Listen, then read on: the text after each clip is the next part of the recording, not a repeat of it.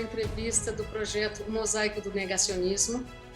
Dessa vez, com a presença linda do Muniz Sodré, que eu conheci em 1986, na UFRJ, e que desde então, de vez em quando eu encontro. Muniz foi uma das primeiras pessoas na minha vida a me falar sobre racismo estrutural, numa época onde eu era muito novinha, saída da casa dos pais, saída da ditadura, não sabia nada. E uma das primeiras conversas que eu tive na vida sobre racismo estrutural foi com o Muniz, naquela época. E agora ele nos dá a honra da presença dele aqui, nessa entrevista, nesse projeto, para conversar com a gente sobre racismo e negacionismo. Está contigo, Muniz, muito, muito, muito grata, muito grata. Veja só, vamos começar para mim retificando uma coisa. Eu não acho que o racismo no Brasil seja estrutural. Eu sei que as pessoas acham... Eu acho que o racismo no Brasil é paraestrutural. Uma palavra só, paraestrutural. Quer dizer, é o lado da estrutura. Por quê? O racismo nos Estados Unidos era estrutural. Na África do Sul, estrutural.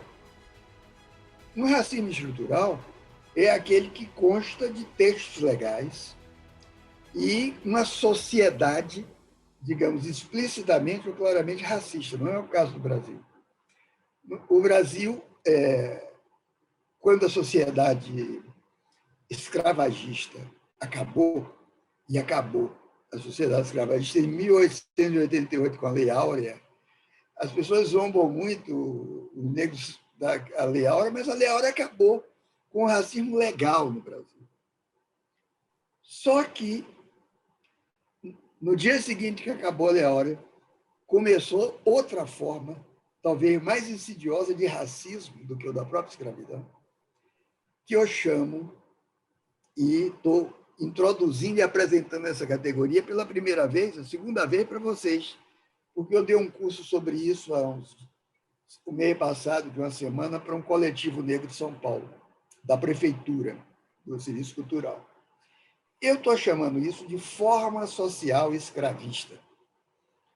Ou seja, a forma social escravista é algo diferente da sociedade escravista. A forma social não é a sociedade por inteira. Ela é uma das expressões da sociedade. Então, são várias as formas sociais. Por exemplo, o que está ocorrendo nos Estados Unidos nesse momento, a invasão do Capitólio, é apresentada pela imprensa como uma invasão de bandos neofascistas, indivíduos com cada um com a roupa de vilão. Eu não vejo exatamente assim. Eu acho que existe uma forma social neofascista nos Estados Unidos. E essa forma social, nela se alojam bandos diferentes, se aloja o grupo Bugalu, os Proud Boys, os supremacistas brancos. Eles são tribos diferentes, mas todos da mesma forma social, que a forma social é uma construção que não é deliberada, ela aparece, ela emerge, e no interior dela, ela tem regras que são mais ou menos gerais, a forma social. Por exemplo, eu citei agora os Estados Unidos, depois o Brasil.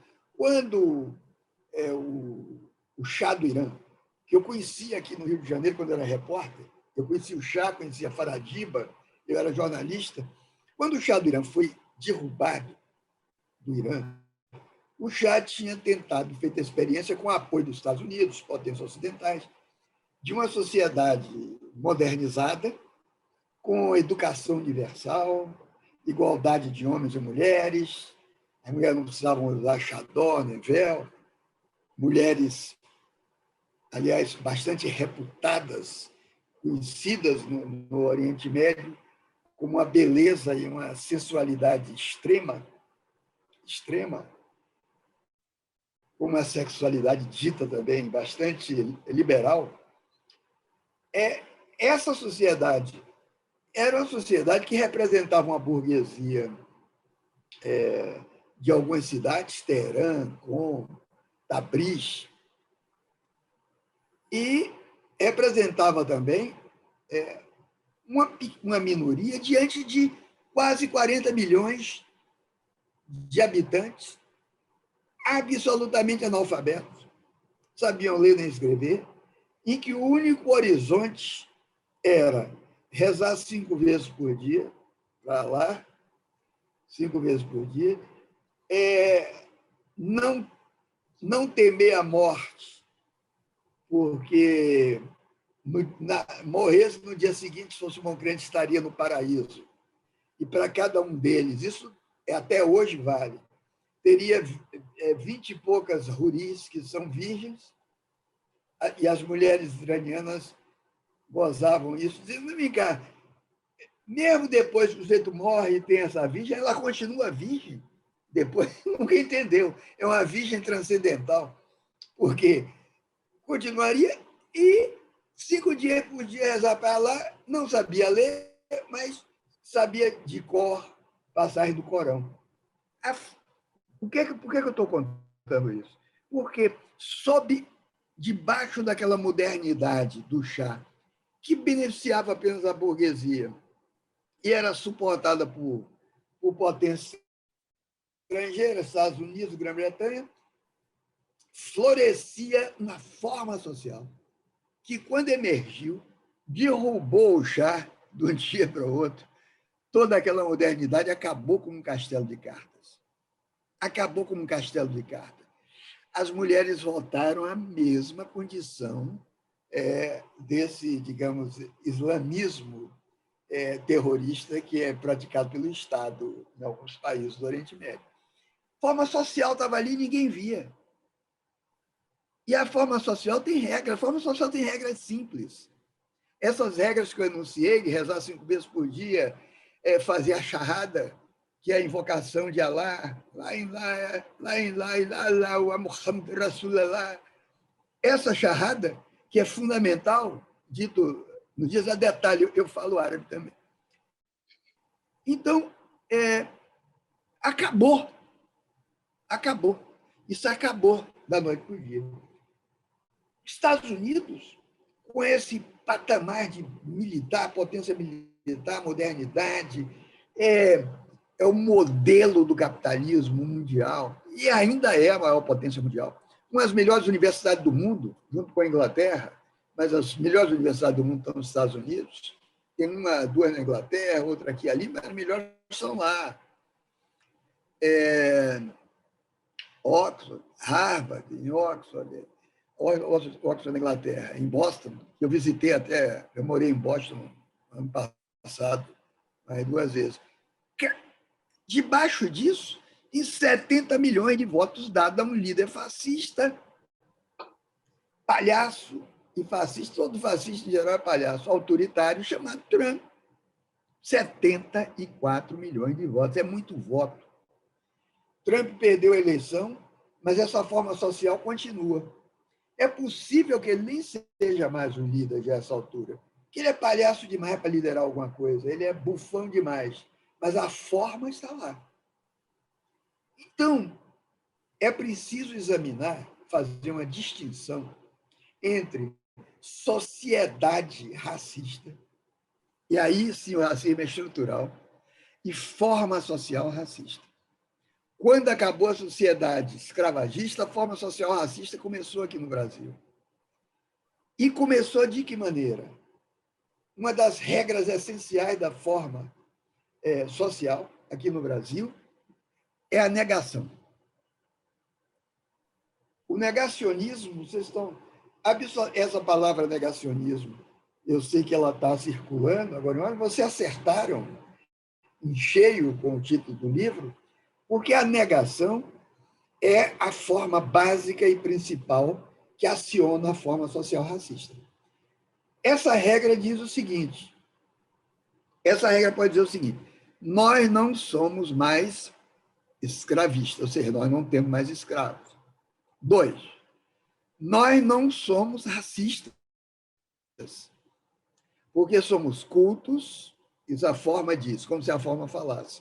Somos cultos e sabemos que a raça, biologicamente, não existe.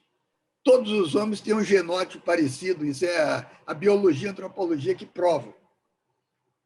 O negro mais retinto tem um genótipo parecido de você, Adriana, que é branca. O fenótipo, a cor, é que é bastante diferente. Não existe nenhuma essência genotípica diferente que caracterize raça. Raça, portanto, é uma palavra démodé. As modernas economias representacionais, a do capitalismo, a do mercado, a da mídia, já consideram, mesmo o mercado, considera a raça uma coisa obsoleta, mas não considera o racismo obsoleto. Por quê? Porque é uma diferença entre raça e racismo.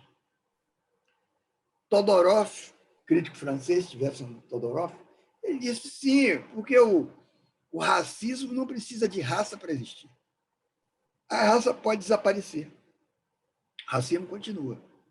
O racismo é um enigma, é um impasse civilizatório que não tem conscientização intelectual, não tem conscientização filosófica de alto nível, uma filosofia da diferença, seja Heidegger, seja Deleuze, que são filósofos que eu leio e gosto, aliás.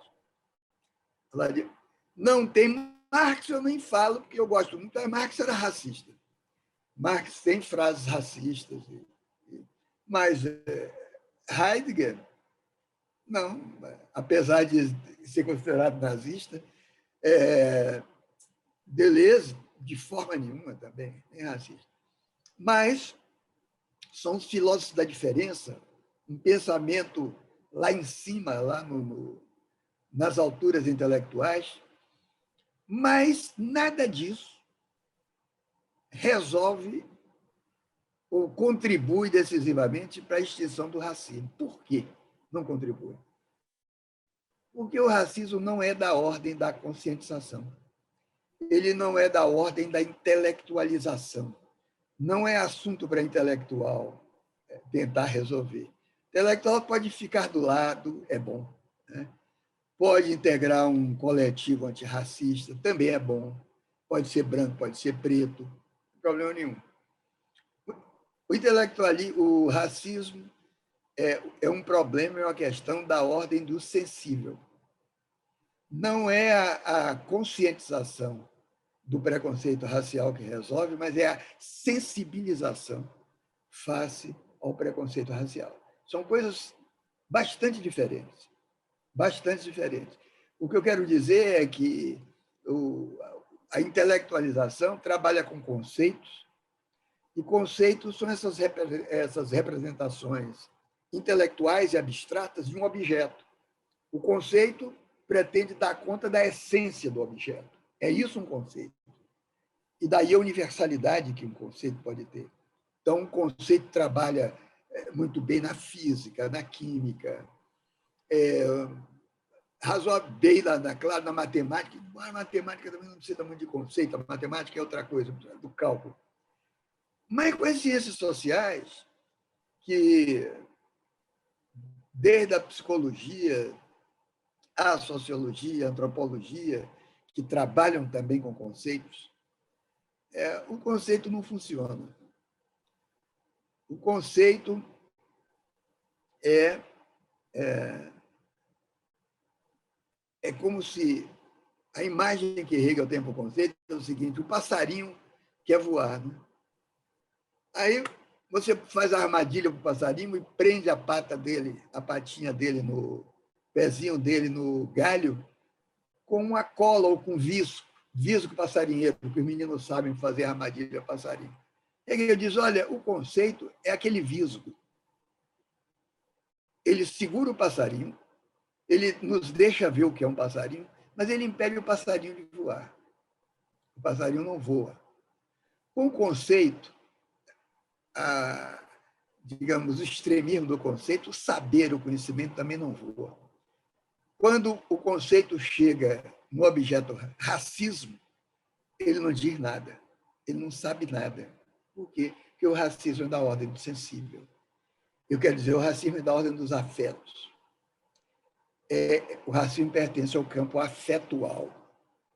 Esse campo afetual só foi trabalhado no campo psicológico, quer dizer, por poucas pessoas, pouquíssimas pessoas. Freud trabalha isso na teoria das pulsões.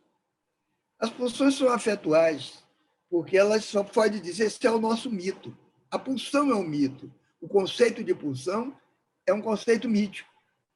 Ou você encara pelo lado dos afetos, pela economia afetual, pela quantificação afetual, ou não entende o que é pulsão.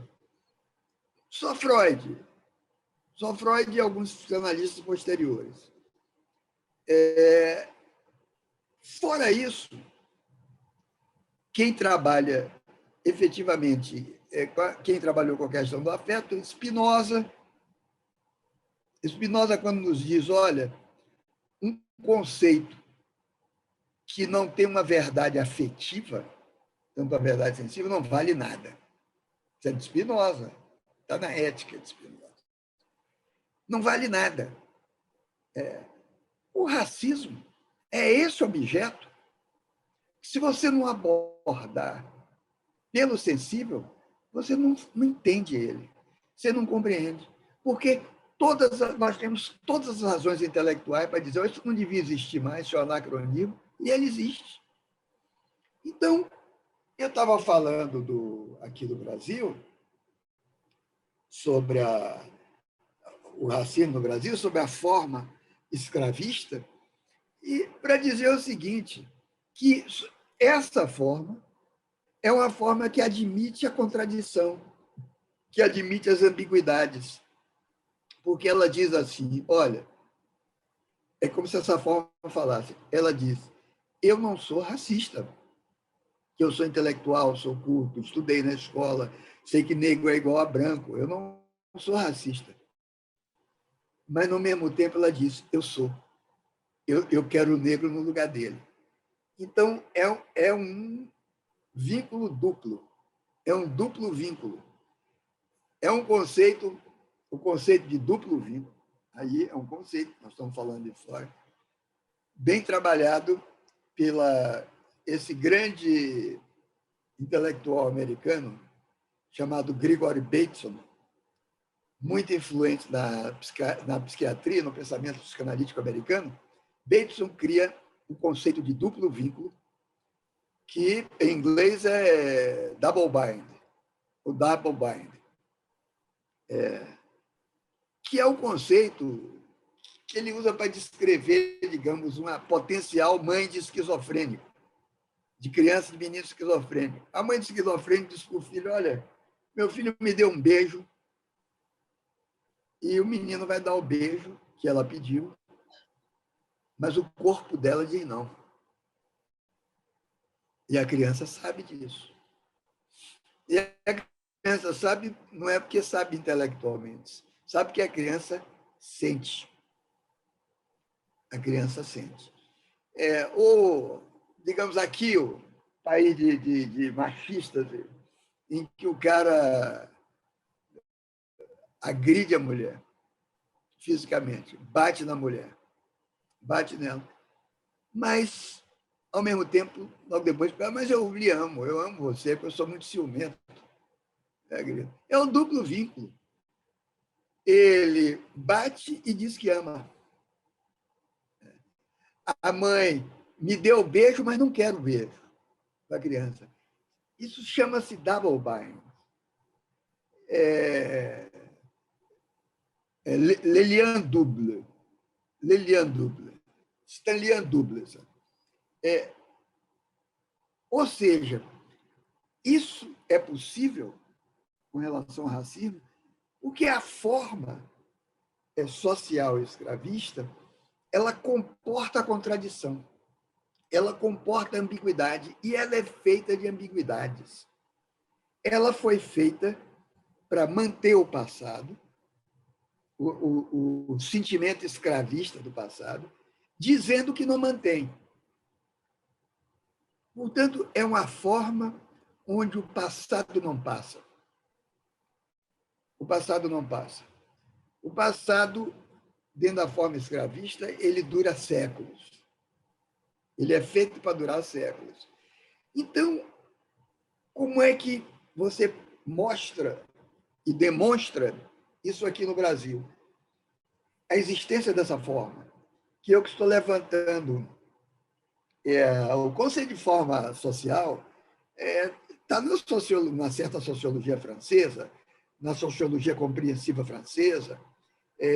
Alguns amigos meus, Maffesoli, o seu trabalho, Ledru de Toulouse, que era um grande sociólogo, está na sociofilosofia alemã do século XIX, está em Simmel, está em Dilthey.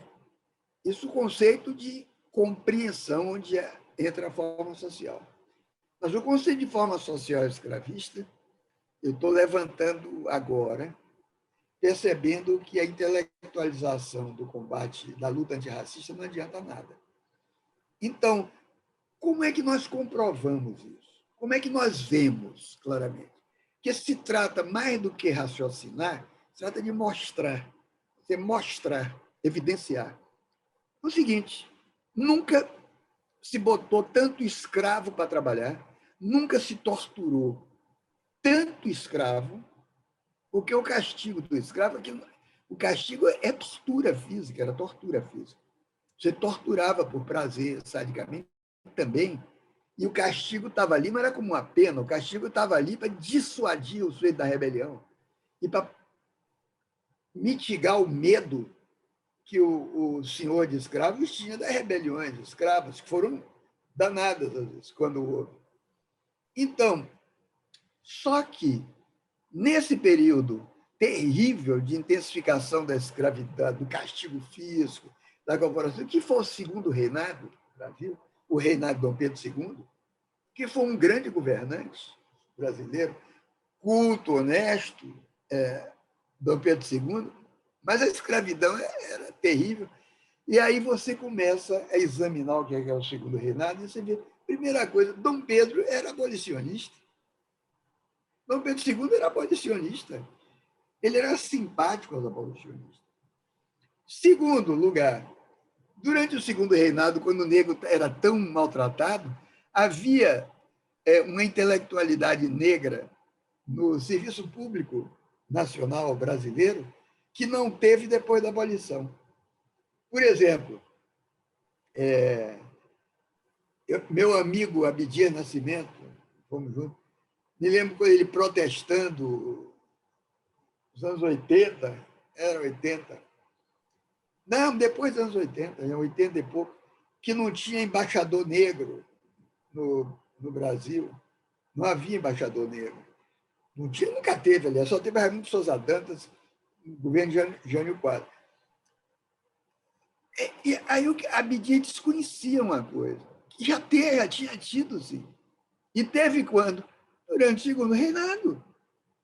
Um dos mais importantes embaixadores do Brasil, um dos homens públicos mais brilhantes no segundo reinado, foi embaixador, chamava-se ministro plenipotenciário, que era o embaixador, na Inglaterra.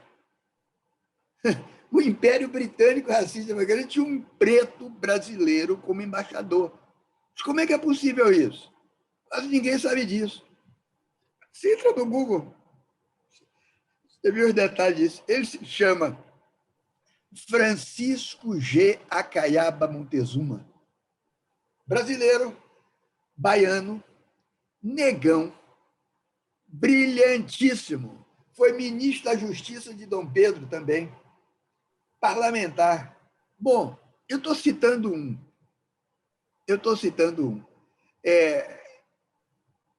Políticos vários, artistas, os artistas da Academia Imperial, os grandes escultores das igrejas da Bahia, do Rio de Janeiro, de Pernambuco, de Minas, eram negros.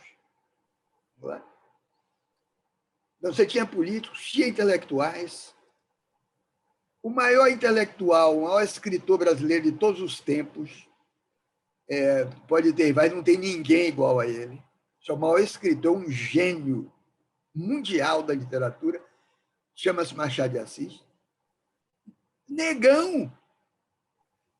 As pessoas dizem, não, é um mulato escuro. Ora, mulato sou eu. Se for julgar, porque eu considero negro, mas mulato sou eu. É um negro mais pálido, é mulato. Né? Machado de Assis era negão, mas era tão genial, que a crítica branca, Zé Veríssimo, né? Protestava se dissesse que o Machado de Assis era preto. E diz, como é que um homem desse pode ser negro? Esse homem tem alma grega. Alma grega, não pode ser preto, pode ser negro. Ele é, assim, escuro, se dizer. Então, veja só, é nesse período, até a abolição, e quando aí tinha escravos ainda apanhando essa coisa, que muitos se destacaram, eu não vou enumerar cada um deles, eu falei desse Francisco G. de Acarré, que tem uma dessas aí que tinha no início, o vice dele era Nilo Peçanha, e assumiu. Veja um retrato de Nilo Peçanha na figura dos presidentes brasileiros, você vai ver lá, é retocado. E mais, a imprensa da época, que esculhambava com ele porque ele era preto, chamava ele o mulato do Morro do Coco, porque a família dele era muito pobre, no Morro do Coco, em Campos, do Goitacazes, aqui no Rio de Janeiro. O pai dele era um sapateiro humilde, pobre. E aí chamava o mulato do Morro do Coco, que era ele. Ele próprio retocava a cara dele, porque ele era abolicionista e ele não queria ser preto. Ele era abolicionista também, mas não queria ser preto. Só que a imprensa fazia charges com a pretice dele, com a negritude dele. Veja só, há uma história que não está sendo contada sobre a realidade do racismo no Brasil. Mas quando Nilo Peçanha, por exemplo, foi presidente da República, já era a Primeira República. Claro, ele foi presidente da República, foi da Primeira República. A abolição já tinha passado. A abolição, ele nasceu antes da abolição. Mas ele era preto. O que ocorre? O que ocorreu no Brasil? O racismo estrutural, que era o racismo da sociedade escravagista, acabou. Mas o racismo continuou de uma forma paraestrutural. Ao lado da estrutura. O que significa um racismo paraestrutural? Significa o seguinte: ele está fora da lei, ele não é legal, ele não está na lei, mas ele não está fora das vontades, nem está fora dos sentimentos. É um racismo, portanto, muito difícil de entender, muito difícil de perceber. Está fora da lei, mas não está fora da vontade, não está fora das emoções. Né? Então, eu digo, ele é paraestrutural. Eu sei que alguns intelectuais negros, alguns até foram alunos meus, não vou dar o nome, e que estão escrevendo livro e ganhando dinheiro com isso, estão falando de racismo estrutural e até divulgaram essa coisa. Está calado, mas não é estrutural. Se fosse estrutural, ele seria legal. Ele estaria junto com o Estado. Ao contrário, o Estado, no âmbito do Estado, tem havido tentativas de mitigação do racismo, que são as políticas raciais.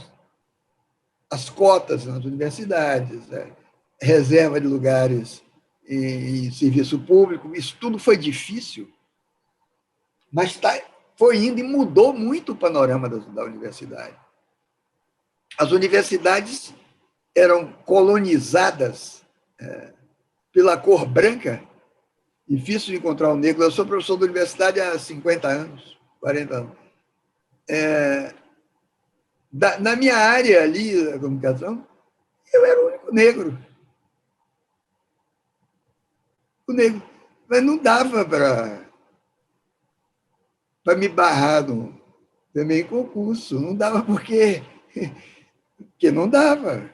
Porque Tinha currículo, enfim, livro, tinha notoriedade social. Eu tive colegas, assim, amigos, gente que gostava de mim na universidade, que ficava literalmente puto pela vida quando eu dizia que era preto. Me dizia, mas como preto? Você não. Gente mais velha do que eu. Você é árabe. Árabe. Você é árabe. Sim, porque em Paris eu morei 2 vezes em Paris eu era tomado como árabe também. Não era tomado como brasileiro, como negro. Pensavam que era marroquino, ou tunisino, ou argelino, ou malgache. O malgache. Nunca identificaram realmente se era racialmente. Primeiro, porque eu tenho negro, pai de pai era negro, a minha avó negra, mas pai de mãe, muito perto, é índio do Recôncavo da Bahia e cigano. Eu tenho cigano muito próximo. Eu tenho um terço negro, um terço indígena e um terço cigano. Cigano bem próximo do Recôncavo da Bahia. E índio, eu sou tupinambá, eu sou cigano, tupinambá e nagô. Agora, quando me perguntam, me identificar, eu sou negro, eu sou crioulo. Ah, não, mas você é um crioulo meio pálido. Tudo bem, eu sou crioulo pálido, porque eu sou meio mestiço, mestiçado, mas não sou totalmente descendente de africano, sou pai de pai. E a minha avó, meu pai, assim, meu pai tinha mais ou menos a minha cor, que o pai dele não era negro, a mãe que era filha de escravo. Então, é complicado. Sim, então a universidade que era colonizada pela cor branca, com as cotas raciais, eu tenho uma expressão de que elas ficaram colorizadas. As cotas colorizaram a paisagem humana da universidade e são brilhantes. O curso de medicina, a UERJ foi a primeira universidade do Rio a aceitar. Eu vi, ainda em tempos recentes, muita gente dizer que não botariam as filhas, eu via mais de uma mãe dizer isso, para estudar medicina na UERJ, que ia virar uma médica má, porque eu tinha muito negro na medicina, entrando por cota, e aí o nível do curso ia baixar. Foi bem. Durante anos, os melhores notas da medicina na UERJ são de estudantes negros, cotistas. Cotistas. Isso em vários lugares. Eu vou dar conferências na Bahia, que é minha terra, em Florianópolis, que é um estado bastante racista, muito bolsonarista lá. A última que eu fui em Florianópolis, em plena coisa do Bolsonaro, tinha uns 400 negros na plateia de Florianópolis. Na Bahia, a mesma coisa. Na universidade, a maioria é negros que vêm assistir. E nos Estados Unidos, eu ia, antes da Covid, né, viajava muito, dou muita palestra. Agora eu dou mais por essa coisa aí, por Zoom, por StreamYard. Ora, então, eu fecho aqui esse ponto. Não, ainda tem muito tempo. Tem bastante tempo. Eu vejo esse ponto. O racismo no Brasil é diferente. É diferente ainda hoje do racismo americano. Diferente do que foi o apartheid sul-africano. Diferente do racismo individualizado e sistêmico aí num país como a França, que é tão racista para com judeus como para árabes, como para argelinos, mais do que para com pretos, com negros. Eu sei porque eu realmente parecia parecia marroquino, argelino. E além do mais, nessa época, eu sempre fiz luta, eu era aquele sujeito assim que não levava muito desaforo para casa. Né? não sou muito fácil na mão, sabe? Nunca fui muito fácil. Então, se meter comigo antes de eu fazer psicanálise não era bom, não. Quando você me conheceu, eu fazia psicanálise. Eu era, como diz aqui no Rio de Janeiro, eu era enjoado. Eu era enjoado. Então, o francês, umas 2 vezes na rua, também se confundiu. Sou com árabe e não se deu bem comigo. Aí esse cara de Lavalim deve ser árabe. Eu disse, é árabe mesmo. Argelino. Mas não era. Nem malgache. Então, eu conheço o racismo francês, eu sei como é que ele opera. É diferente. É diferente o racismo americano. África do Sul, eu jamais quis ir lá, né? Mesmo depois que acabou a apartheid. E tem cada...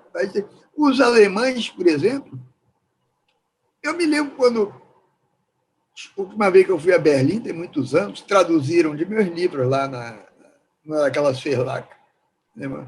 Meu livro de contos. Lá em Königsberg, tinham os turcos, eram bem-vindos. Uns 5 anos depois, começaram a bater em turco na rua. Eles pareciam que gostavam de turco.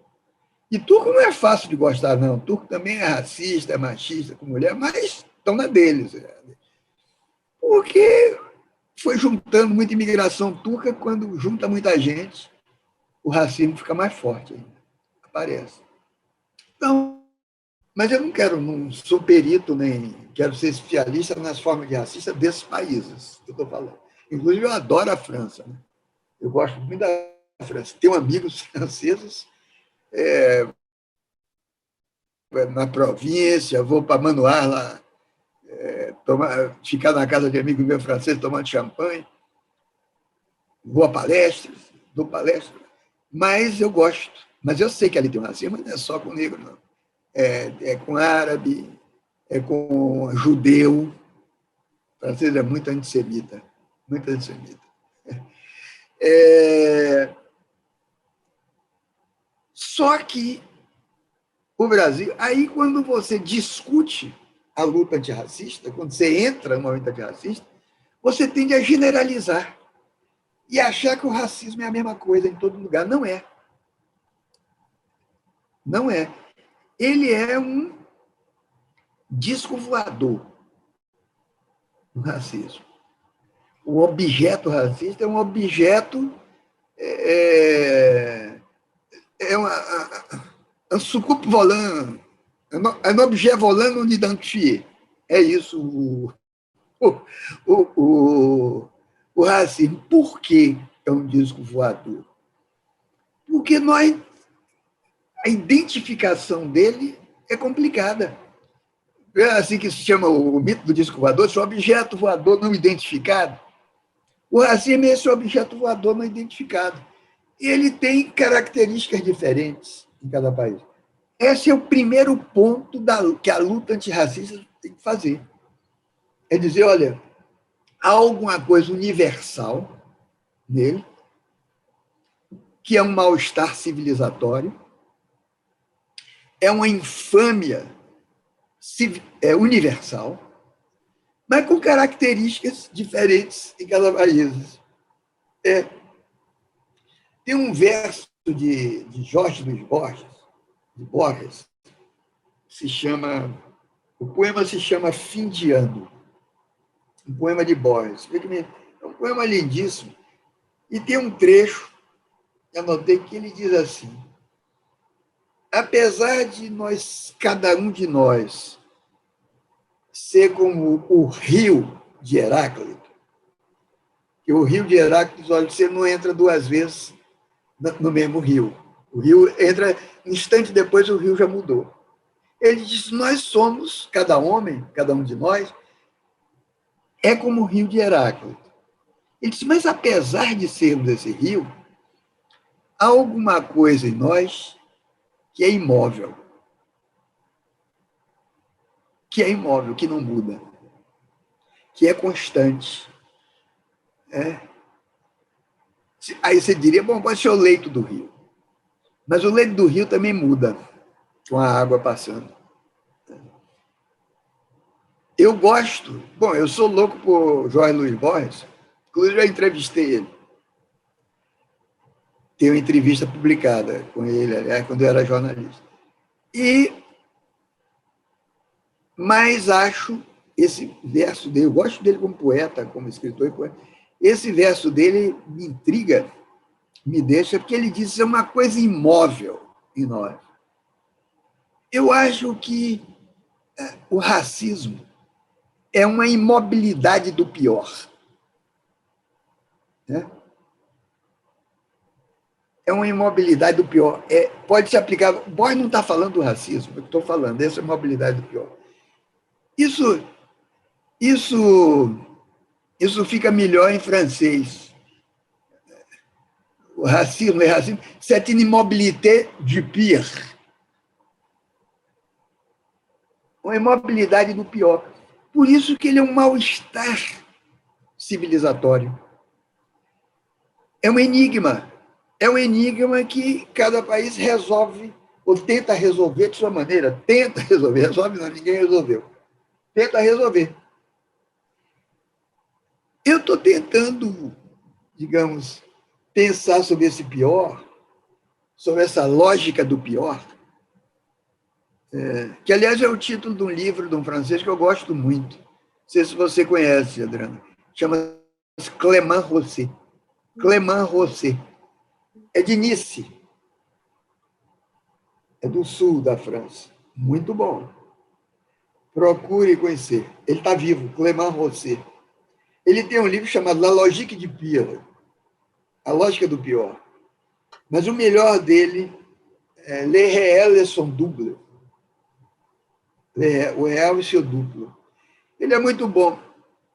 Então, eu estou tentando. Você, por acaso, a primeira pessoa a me entrevistar a quem eu digo essas coisas que eu estou dizendo agora. São as primeiras pessoas. Você é a primeira pessoa que eu estou dizendo isso. Porque eu pretendo dar um curso sobre isso depois, quando cessar essa pandemia, porque eu não aguento, eu estou aposentado, eu sou emérito da UFRJ, mas estou aposentado, eu não sou obrigado a dar curso se eu quiser, e não ganho mais nada por isso. Mas eu dou curso, eu continuo no programa da ECO. Eu estou esperando vacinar em presencial para dar um curso. Eu gosto de dar o curso olhando na cara das pessoas fazerem perguntas pertinentes e impertinentes.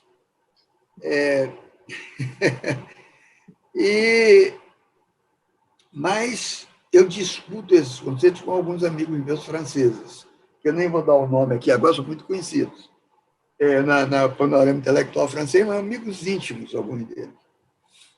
E discuto e que me estimula, diz, olha, realmente isso aí é uma coisa não tocada, esse conceito. Então, chama-se forma social escravista. Veja só, mas eu falei demais até agora. Vê se você, o que é que você acha do que eu disse e tem alguma pergunta específica. Eu falei, por exemplo, quando a negação. Eu disse, olha, a negação é a regra básica dessa forma. Como é que essa negação funciona? Talvez seja...